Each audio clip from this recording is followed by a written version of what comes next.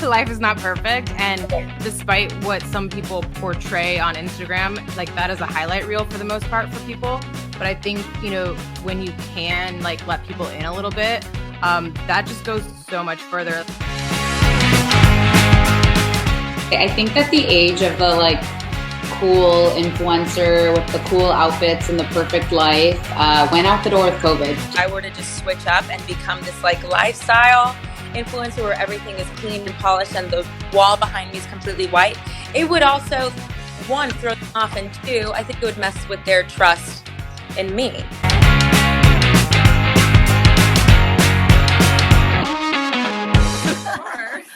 So, doing these Siping Stories every month, you learn as you go. So thanks to the audience for sticking with us. Thank you, Kelly and Rachel, for joining us today. I'm really excited to have this conversation. Happy Pride to both of you guys. Yeah. We're excited to be here. Yeah, thank you. So I want to give you guys a quick brief intro to the audience. So Kelly, help me say your last name. Is it Herbener? I've been practicing it. It's Rebinar. The H is silent. Oh. Throws everyone off. Very cool. And I realized that just before that I should have asked you before. So I'm sorry about that. Everybody gets that wrong. It's fine. I'm sure your whole life. I'm sure that's number one thing. My whole life. Yeah. And then, so Kelly is a TikTok phenom. I think, she'll tell you a little bit about how she got started here in a moment, but so TikTok, Instagram. I know you also have a page, a website where you give advice, life advice. Yeah. So folks, check that out. All this entire time, we're going to have our CMO and folks in the chat here posting links to your guys' pages and whatnot. And then Rachel, you're an actress, entertainment business your whole life, probably, it seems like, right? Yeah, since a small child. Yeah, since small child. And you can kind of give some of your background, how you guys came to be an influencer. But, Kelly, why don't we start with you guys, with you. Tell us a little bit about how you became an influencer and how you got your start. So mine was totally a quarantine thing. I was basically not working. I was home for 3 months, just super bored. TikTok kind of became a thing. It got big. So I was like, I'm just going to do this for fun. I posted a couple random videos. And then I posted one about being a lesbian and it just took off. So I was like, okay, I'm going to go with this. So I just kept posting a bunch of LGBTQ content and it took off. And here I am now.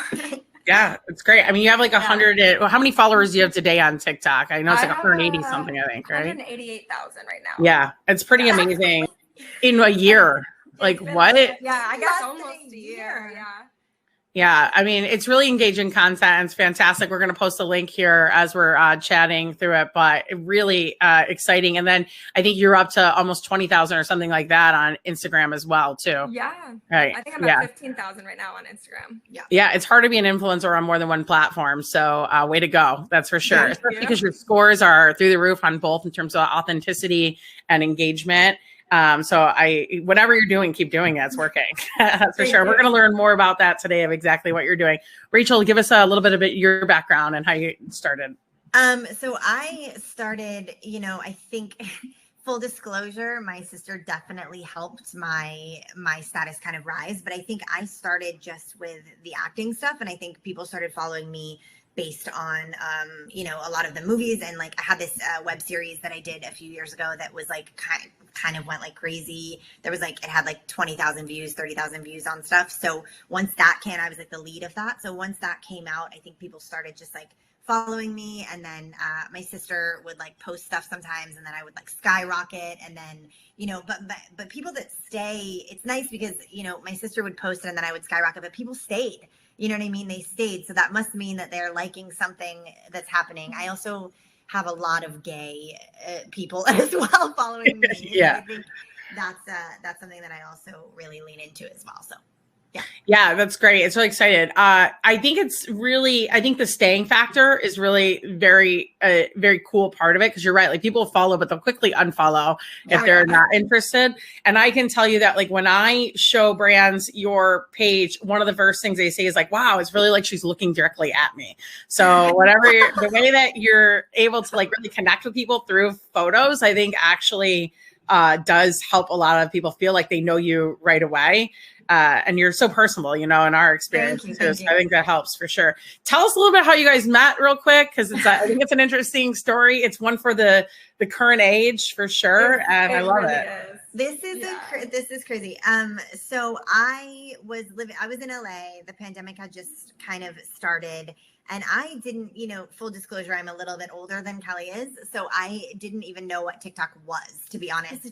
And I was hearing some people that I knew were like, oh my God, there's this lesbian TikTok. It's like crazy. You've got to go like check it out. And I was like, okay. So I like went on it and I was like, whoa. I was like, these girls are like really hot up here. What's happening? I was like, what is going on? And so I was just like kind of scrolling through, and then Kelly popped up and I was like, whoa. I was like, all right. And they on TikTok, they connect your Instagram to your TikTok profile. So there's just like a little icon that you can, it sounds like I'm giving a tutorial in TikTok because I literally know nothing about it, but You do a lot of the brand, so feel free, yeah, it's okay. It's like, so there's a little icon that, that allows you to just click it and it'll take you to the TikTok person's Instagram page. And so, so I clicked it and it was Kelly. And then I saw her on Instagram and I was like, you know what? I'm just going to DM her and see what happens. And so I did. And then I decided to respond for some reason. And the rest is kind of history. We haven't stopped talking since. Yeah, we never saw. She did get bored with me in the beginning, but I fixed that, I guess. So yeah, that's great. I love it. It's so funny. Our CMO Amy, who's on, said that she was looking at your TikTok earlier this week and saw the one of like when your girlfriend wants to go through the grocery list right away. Yeah. And I was like, yeah, I saw that too. It's totally me and my wife. And I'm the one who wants to go through the grocery list immediately. Girl, that's me. Right You away. just call me when you want to go through the grocery list because you and I can do that. Okay. Totally. It's like we always say that I'll say what I want, what the plan is for the day, and then she'll tell me what the real plan is. That's our joke. For sure. Well, yeah. So let's dive right into the Pride stuff, right? Because we know that's why a lot of our audience here is here today. I think that it's, there's such Pride is now mainstream, right? Which is is there a better time to be living out in public as a gay person in this world? I can't imagine a better time to be alive right now than for us than today. But I think it's gotten so mainstream where everyone's changing their logo, right? I saw Bank of America change their logo to rainbow and then to a Black Lives Matter and then back to rainbow. I was like, it's so lame, right? But in the, let's break it down for everyone in terms of LGBTQ is not just about Pride Month, right? We don't exist for only 1 month. It's 12 months a year. I'd love to hear about some brands that are doing it well that you guys talk to, because you guys do a lot of brand work. Tell me more about, maybe one or two of the brands that are doing it right. Let's name drop and give them some love out here today. So go for it. I just recently did one with Beach Riot, specifically for Pride. They put out a collection that was super cute, and they are donating, I want to say 50% of the proceeds to the Trevor Project, which I love. And so just brands that are, going, they're not just putting out Pride stuff. They're taking that and what they make from it and really donating it to good causes that help, people in the LGBTQ community. So I've seen a lot of brands kind of step up this year, but a lot of brands that also kind of are using Pride Month for their own sales and stuff like that. So you kind of have to just watch out. Yeah. I think I just did one with this company called Once Upon a Coconut, and I've worked with them before. And they did something cool. It was all charity based, but they allowed me to choose whatever charity I wanted in the LGBTQ community. And then once I posted the photo, for the remainder of the month, whoever bought a case of their water, it would go, 20% of the proceeds would go to the charity that I chose. So it was that was really cool and interesting. And I think that it just shows a little bit more that you care, and that it's not just about, you selling cases or selling clothes or selling, whatever it is, and that you do want to give some of the proceeds to a good cause. So I think for me, that's been a really big thing. If you're giving to charity on top of posting the flag on Instagram or, Yeah. doing stuff like that. There's also companies that, that will hire Kelly and I, and they clearly know that we're a couple. They clearly want us both in the photos. So I think that that's really cool when companies do that, because they obviously are, not just focusing on Pride Month. They're obviously focusing on the community as a whole, because you're hiring us as a couple. So you clearly know that like we're together, right? So I think that that's something that's really a great way to do it as well. Yeah. And so what about like, for example, Pride Month ends? Because I'm sure you guys have gotten, the ramp up to Pride Month is like crazy. Like, oh, we got to go up in June. We got to go up in June. Yeah. How often, or like what can brands do to like take this energy and like move it towards like all the time? Like what types of companies do you think are maybe not getting involved, or that are maybe mainstream, like just industries that could do more than what they are? Because I think it's like pretty common for companies that have more of a liberal effect. Like, for example, Once Upon a Coconut has a spiked water, right? And they're already doing charity work all the time, right? Too. So like what type of industries have you said, like, I wish we could do more business in those works, because, maybe they'd be giving more long-term, that you just don't see the gay representation in as often as you would like to? I think in clothing companies, I think that there's really a lack of, a lot of times clothing companies will make like for Pride Month, they'll be like, oh, here's a sweater with like the flag on it or something like that. But just for the remainder, and that's even few and far between, to be honest. But, just for like the remainder of the year, like there's never really any clothing companies that are like really hiring influencers to really kind of promote that community. I think that that's an industry that I would really like to see kind of come out of the shell and kind of do that. This is really random, but also like water brands, I feel like don't ever do anything in the community, like Fiji water or something like that. Like never does. I'm not trying to I don't know for sure if they are for or against, but that was just an example. But yeah, and then we are working with Ghost Tequila, which we are huge fans of. Yeah. They specifically sought us out for Pride Month, but they want to continue a long-term relationship with us. So I like when brands do stuff like that. They're not just using us for Pride Month as like a lesbian couple. They're wanting to continue on working with us. So Ghost Tequila is one of the ones that I really love. They've been really cool with long-term stuff as well. I think another industry I would love to see makeup do some stuff with the community for the, and there's such in the transgender world as well, there's such an amazing opportunity to kind of latch on to that in the makeup world. So I think I would love to see, I wear makeup. I'm definitely, I love it. I would love to have some of that, I think that would be cool. Yeah, I think that's like a really great segue. And, I want to specifically talk to you, Kelly, a little bit about, some of the posts that you've been posting on lately with like your sexuality not having to necessarily couple with how you present. And I think that for the three of us, we definitely have a unknown, privilege benefit that we can pass as straight anytime we want to.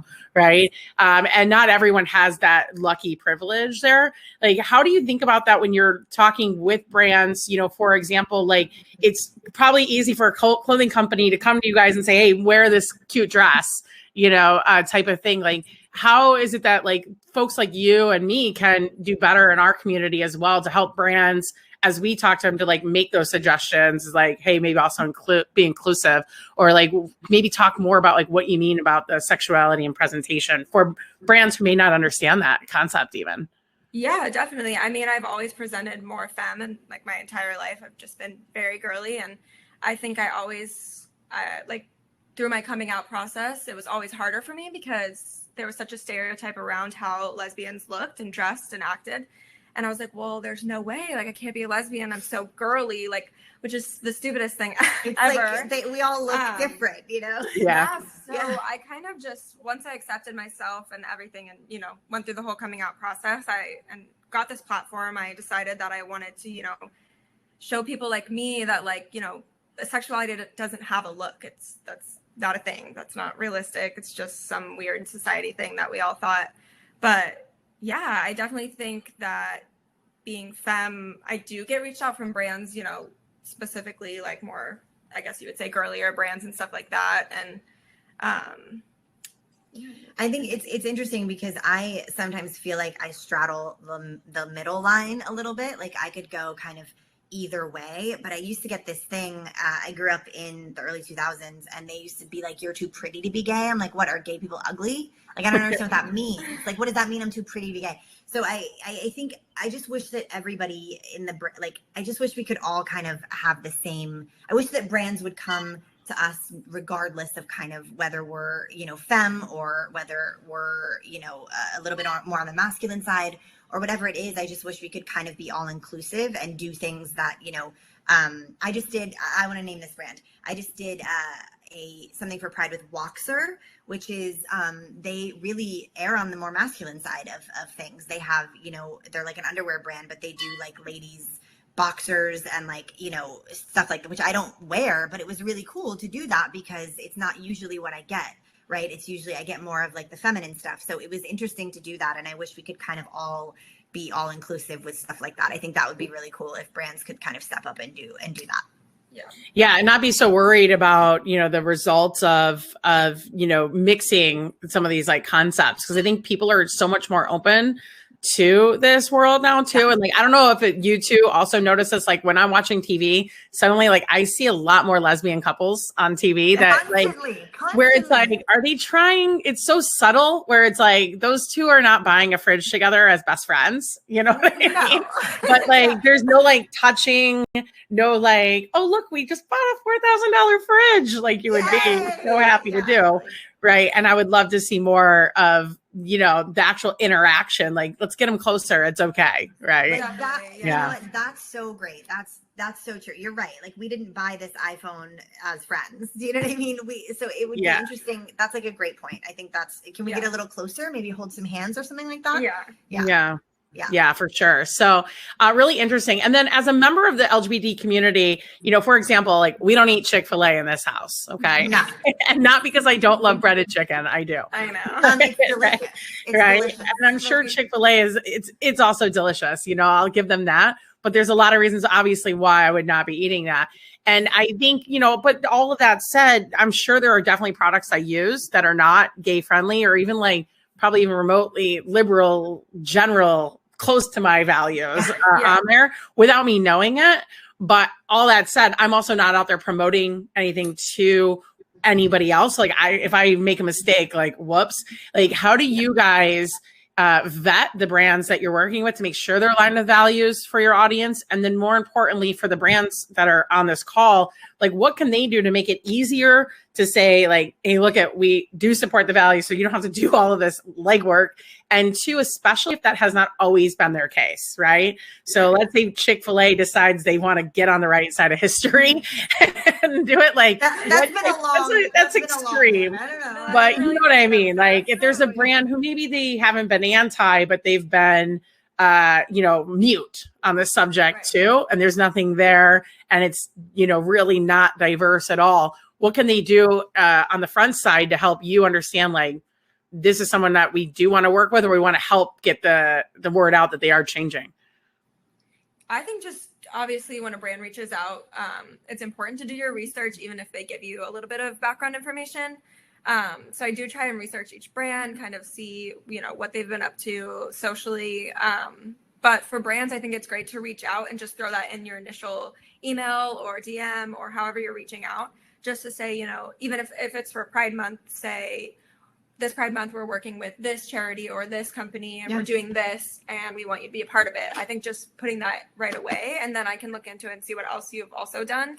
But I think it doesn't hurt to ever put the information, all the good that you're doing, because I think it makes influencers want to work with you more for sure. Yeah, I mean, I think, you know, also you have to think that if they're reaching out, we're both very openly gay, very openly democratic, very open, like, you know, the things that we post were very liberal and things like that. So you have to imagine if brands are reaching out to us personally, that they have those values or they're trying to rebuild those values. So, you know, if you're reaching out to me in the first place, like, you know, I'm hoping that you are not wanting me to promote your brand and you hate gay people or you don't have those values.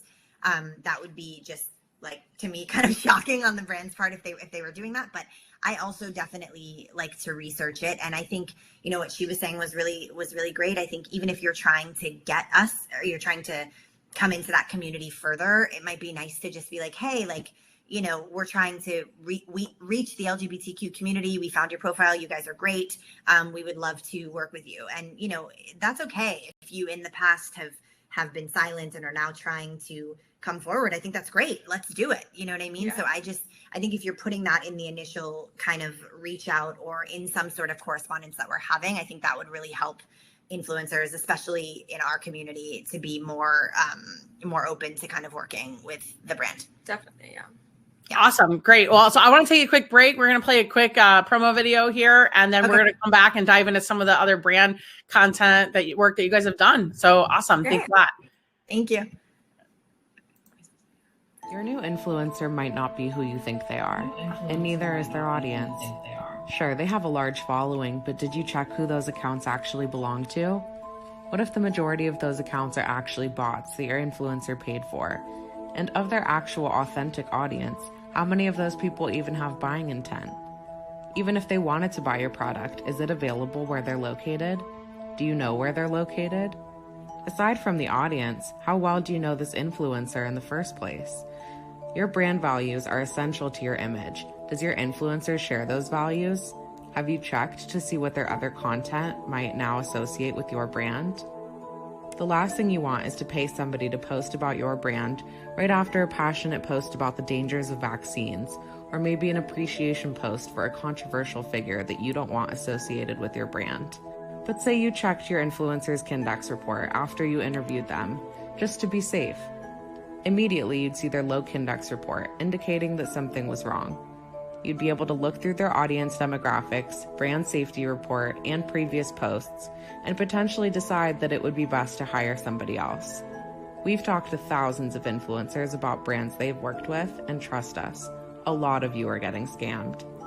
We believe it's much better to spend a minute doing extra vetting than a month of damage control. But don't just take our word for it. Try our data platform for yourself. You will leave Kindu's site either feeling confident about your choice of influencer or relieved that you just saved yourself from a PR nightmare. And if it's the latter, let us help you find somebody better, somebody that's less risky and aligns more with your brand. Let us help you. We can do it. Was how often do you seek out brands or that want to work with you, especially as new influencers? You know, I would imagine that it's, you know, a lot of legwork on there, like, you know, and obviously we have the Kindex report, so people can always come and check it, right? But like, how often is it that you're able to do that? Because you guys get a lot more brand work than most people of your size, I find, out there. I think for me, to be honest, I've really found, you know, if I really love a brand or if there's something that another influencer that's kind of has my same vibe or is in my community has posted and I love that brand, I will reach out to them. There is a lot of legwork that goes into it, which I think you guys can really kind of remove for us, which is nice.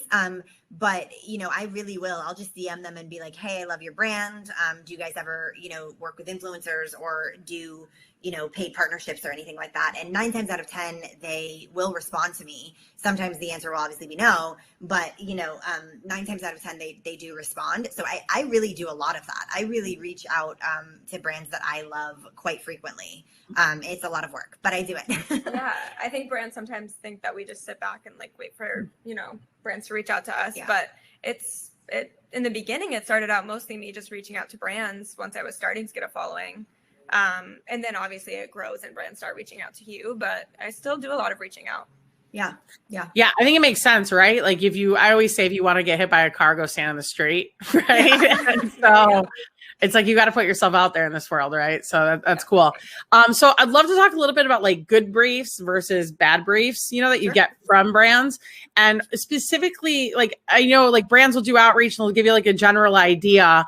You know, what are some of the components that are really helpful for you to understand, like what type of creative you need to put together around it? Or more so also like, what's like the most information that you could get to say, this is exactly the number of posts I need to do. And this is the combo to create it? Like how do you come up with that number and what you think you're going to need to do for a brand? Well, I love when brands reach out and right off the bat kind of tell you what they're looking for. I think it's easier and quicker process to just like immediately let you know, like, this is kind of what we're looking for. What did you have in mind? What are your rates? Stuff like that. Instead of just being like, this is our brand. If you have interest in working with us, like, I'll send you more info. I'd rather just like have the info and then like to kind of decide. Yeah, I think it's really easy for us. It makes it 10 times easier when a brand comes and says, hey, this is exactly what we're looking for. We are about to launch this new colored pen. We want you to post something about how you use this pen. So you have creative freedom within that kind of umbrella, but you know, they'll say, you know, we want 3 stories with a swipe up and, you know, a carousel post. Yeah. The rest is up to you. And, you know, I think that I like having a little bit of creative freedom in there because, you know, that's our job and that's kind of what we do. But it's really hard when people do exactly what Kelly just said, which is like, hey, this is our brand. If you're interested in working with us, send over some ideas. And I'm like, no, just tell me what you want me to do. You know what I mean? Tell me what are you launching? What are you looking for? What are you kind of wanting us to do? So I think it's really nice when brands kind of know their marketing and know what they're kind of looking for. And I think, you know, if you can come to us and say just in a generalized term what you're looking for, then it can set us up for success in making better content, I think. Yeah, that makes a lot of sense in terms of like, you know, this is what I need to do to fill out my overall campaign on there. I think a lot of brands actually don't know this information though. And one of the reasons they don't know is because they're not actually on social media, right? How often do you guys find that, you know, you're somewhat training them on like, what is a carousel? I would imagine that a lot of brands don't even know this information. Yeah. And so, you know, when you get that original brief, like how often are you having to go back and saying like, well, I know you want stories, but you're not going to get results that way. And like, how do you get back with the brand to like share that information so they can actually have a good result with it? Because you guys get crazy good engagement. So you must be giving them some type of feedback on this. I think, you know, I worked with a brand, will remain nameless, but I worked with a brand last year, or maybe it was this year, but recently that, you know, I was the first influencer they had ever worked with. And they were just kind of like, here's our product. And I was just kind of like, okay, well, what would you like me to do? And they're like, I don't know, come like do this. And they sent me this like weird video of like a completely different brand and like a comedian. And they were like, something like this. And I was like, oh, okay. Yeah. And so I kind of had to literally walk them through like they wanted a 30-second cut. And I was like, well, that doesn't really make, or they wanted a minute cut. And I was like, that doesn't really make sense because that can't go on my reels because it can only be 30 seconds. And they were like, oh, we didn't know that. And I was like, yeah, you can. So it's interesting because I want to put the best foot forward on my page. So, you know, I'm going to maybe charge you more if you don't know what you're doing because it's going to be more work for me to do. Sure. But, you know, it's, to be honest, like not in a rude way, but it's pretty easy to go on and kind of figure out a little bit about Instagram. So if they do a little bit of research, at least give us something or out the gate, be like, hey, I don't know anything about this. Can you like help me? Instead of kind of coming and being like, here's our product, figure it out. And then now we want 55 edits and, you know, we want you to reshoot the whole thing. If you come in the beginning and say to me, hey, like we've never worked with anybody before. What do you think performs best? Then that's going to be different than like just shooting me your product and being like, give us what you've got. And then coming back and being unhappy, you know? So I think just being honest and upfront about you not working with people in the past is going to help us to kind of lead you into what works the best on our page and what engages our audience the most. Yeah, that's great. That's awesome. Really great advice on there, especially of like just being on the upfront of like, I don't know what I'm doing. I would also say to brands out there listening, like, hey, that's what we do at Kindu is like, we know what to do. And we can also help you guys by working, you know, with folks like Rachel and Kelly and specifically Rachel and Kelly, if you're interested in trying to, you know, get them some stuff and make sure that you guys are getting the best results there. What I think recently, Rachel, you did a deal with a pet insurance brand, which I think is really interesting because it's not just like something someone can swipe up and buy, or they could, I guess, in that case, because they're getting like a quote right away, and that maybe is the conversion goal. But in terms of, I mean, more of like a service-based product where like the benefits of the products are going to be realized much further than, you know, getting Ghost Tequila, where it's like, hey, I know exactly the benefit I'm getting as soon as it arrives at my door. How do you guys go about the differences in terms of determining the creative, or like how much more posts need to go into that? You know, tell me the differences between services and tangible goods in terms of what you guys are doing with that. So I think for me, tangible goods are super easy, right? It's like you can do a story and be like, and you can just write on top of the story, loving this new face wash, swipe up to get it, right? And then that literally people will be like, and you can cool. see the product, it's there. It's there, it's right. With, I think, things like pet insurance or things like something that's a service, I think that it's really important that the influencer, or, you know, I guess myself, would talk about it and their experience with it. When I worked with Lemonade, the pet insurance, we actually have them for our pets, and we had them prior to, you know, working with them. So I think it's really important that, like, you know, if you're reaching out to an influencer as a brand that is kind of a service, that you ask them to maybe try it first, because I think that testimonials in that case work really well, because, you know, you have to be able to tell your audience that this is a long-term thing, and more of a, you know, do this because it's really great in 5 months, or it's really great in, you know, 6 weeks or whatever, instead of it being like, ooh, I bought this and it's amazing and I can feel it and hold it. So I think that testimonials work really well in that case. Yeah, definitely. I think too, like having trials for things like where people have to like ingest something, or, you know, before they recommend it, they're going to want to do that, is usually a big case.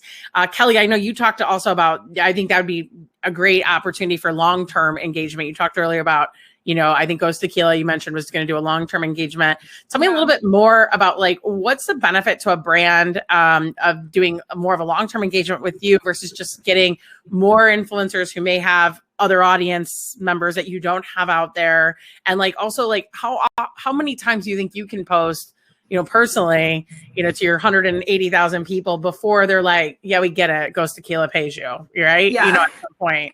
On there, like, what's your max number that you think brands, or how often does it have to be broken up, either to, how are you thinking about it? Yeah, I mean, I think, first of all, I think long-term partnerships with influencers kind of might benefit you more, because your audience is kind of seeing more and more of it, and you're building up that information and that knowledge of the specific product or the service or whatever it might be, instead of just throwing it out there once and hoping that it does well once, and then, you know, your audience never seeing it again. I think long-term, if they see you using it, they see you always posting about it, they're going to be like, like, maybe this is, you know, something that I would be interested in. And then, you don't want to overwhelm your audience with, like, here it is every day, I'm showing you this product. Like, every day, Ghost Tequila, drink. Yeah. I think it's just a fine line of keeping it authentic and, you know, making it be something that you really use, and maybe just throwing it in there every now and then, not even as a paid or sponsored post. If it's a product that I really love, or we worked with June Shine recently, and that's something we'll post all the time because we drink it all the time. We love it. And we, you know, might not be working with them specifically for that post, but just showing my followers that, like, this is something that I really do use and I really love. I think that that's a great way. Like, that's basically took the words out of my mouth. Like, I think that a long-term partnership for me is actually, I think, smarter for a brand when it comes to, instead of like just plucking a bunch of different influencers and allowing them to post like one thing, just because I think exactly what you said is correct. It's like, it's going to be, you know, if I'm working with a brand, I'm going to use it because you're going to keep sending me products to make stuff with. I'm going to make drinks with your product. I'm gonna. So when we're not working together, I'm going to post and tag you, because, you know, that's what you're sending me product. I'm going to use it. You know what I mean? I think another good example of that is we work a lot with Pangaea. They are like a clothing, she's literally wearing it right now because she's obsessed with it, and we love working with them. And, you know, at this point we have a good amount of outfits from them that we will wear all the time because we love their product. And I noticed that the more that I posted it, the more I would get reach outs like, okay, these are really cute, like, I'm kind of interested and stuff like that. So, you know, sometimes one post kind of, it doesn't go as far as, you know, multiple, like a long-term partnership. Yeah. You know, it's a really great point. One of the interesting things, I recently had a major like apparel company say to me is that they were upset that one of their folks who's like super duper famous, like athlete, was also going to be wearing somebody else's stuff. And I was like, people are real people. We don't all dress in like one fashion brand. Yeah. And I think so many brands get caught up in like the exclusivity piece of this. And like for some things, I think maybe it would make sense of like with like a car or something, right? Where you probably only have like one of those items, right? You don't want them posting about something else. But like clothes, spirits, you know, generally like healthy type food brands, like you can like a Kind bar and also a Cliff bar. That's okay, right? You're gonna not eat Kind bars every day. So I think it's a really great point of like, if you send me stuff, I will use it. I'm gonna use it. And make drinks with it. Yeah. If you keep sending it, I'm going to use it. I'm going to wear it. And then, you know, there may be a post where Kelly and I are like on a date or something. And I'm, you know, I'm making the drink. It just so happens to be using whatever it is. And I'm going to tag it naturally instead of it being, you know, the organic. And you know, it's interesting when you say that about exclusivity. Like I've passed up brand deals because they've had exclusivity in them. And I'm like, that doesn't make any sense. Because I'm not just going to use this tequila company or this vodka company or this whatever. And I think you're limiting yourself when you do that because you're going to lose influencers, I think. Yeah, for sure. Especially because I think like you actually make really cool cocktails with like a lot of different ingredients and things with them. So I just think like it doesn't make any sense. Like, of course, there's different flavors for everything and profiles, right? So really not. So the last question I have for you guys, like Q3, Q4 is coming up. I'm sure you two are going to max out your capacity of like what you can possibly do this year as our season, without a doubt, on there for me at least. But like brands, you know, I think one of the things that I notice is like they're always late to the game in a lot of ways. Some brands are really great at it. Like I just saw you guys did 1-800-Flowers. I know that they're like probably 2 months ahead of time, maybe. But like, tell brands out there right now, like how long, if they want to book you for Christmas, you know, or the fall, like when do they need to start talking to you and get you under contract?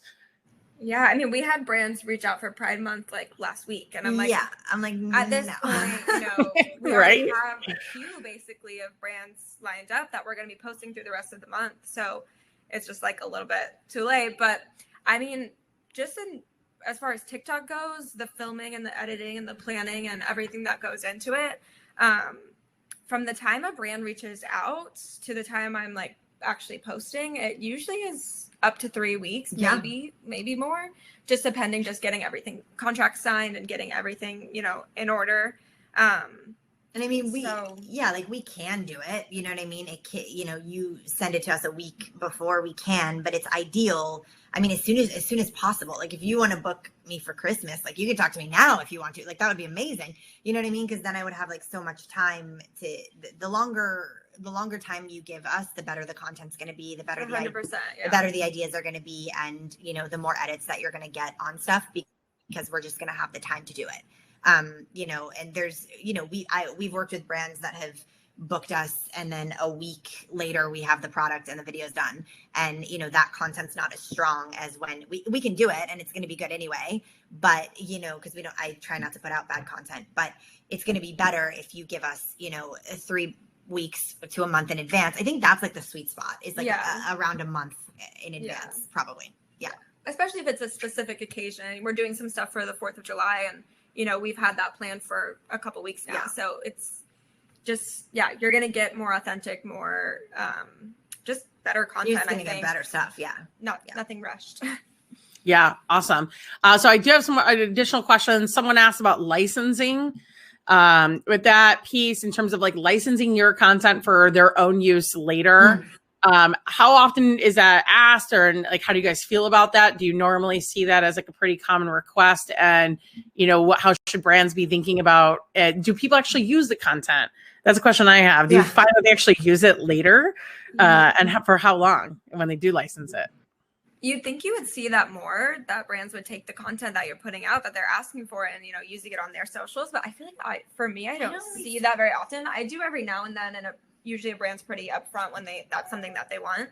I mean, Rachel just had one that reached out that wasn't even for posting. They just wanted the content for their own personal Yeah, I've yet to see them use it, but it was recently. So yeah, sometimes I'll get, that's the first time I've ever gotten that before. And they were basically like, can you just make us a video? We don't even want you to post it. And I was like, cool. And so I have yet to see them use it. And then I had another brand where I did post and they also took the content and they did post it. Yeah. So I feel like brands should take advantage of that a little more. I don't think I would mind. It might be a situation of just like commercials, as like I'm an actress. So it would be, depending on how long you're going to use it and how much you're going to post it, like the price may be a little bit different based on that. But I don't have a problem with that at all. Yeah, we generally recommend like you try to get it for like 90 days, or maybe to 6 months, depending on like the engagement or like during the engagement. One of the things that like you said, they're not using it enough, most brands. And we have actually had a lot of requests lately for people who just want to post it themselves. Usually I find that's brands who they already have like a really big following on their own, or they want to use it like in their Facebook and like, they know if you post on your Facebook, it's probably not going to get as much engagement as like, on your Instagram or whatever, right? Depending on the type. So really interesting. Ladies, thanks so much for joining us. I really appreciate it. If you enjoyed this content, it's going to be, we're going to post it up to our YouTube channels so you can rewatch it and get all the goodness out of it, and we'll clip it up. And then we're also going to have another one of these coming up here soon. So if you'd like to sign up for our next opportunity, it's going to be with Jon Dorenbos on the 24th, on July 22nd. I'm sorry. Jon Dorenbos is a former Philadelphia Eagle. He actually won America's Got Talent, and he's a magician, and maybe he'll do a card trick for us if we're lucky. So ladies, I hope you'll join us for that webinar. Sign up on there. I love that show, by the way. I'm excited about that. He's awesome. So thanks for joining us. I'm really excited. I loved this episode. I'm so glad I got to do it with you guys. And I look forward to talking to both of you guys soon. And we'll say goodbye to everyone. Bye, everyone. Thank you so much. Thank you so much for having us. Bye-bye. Bye-bye.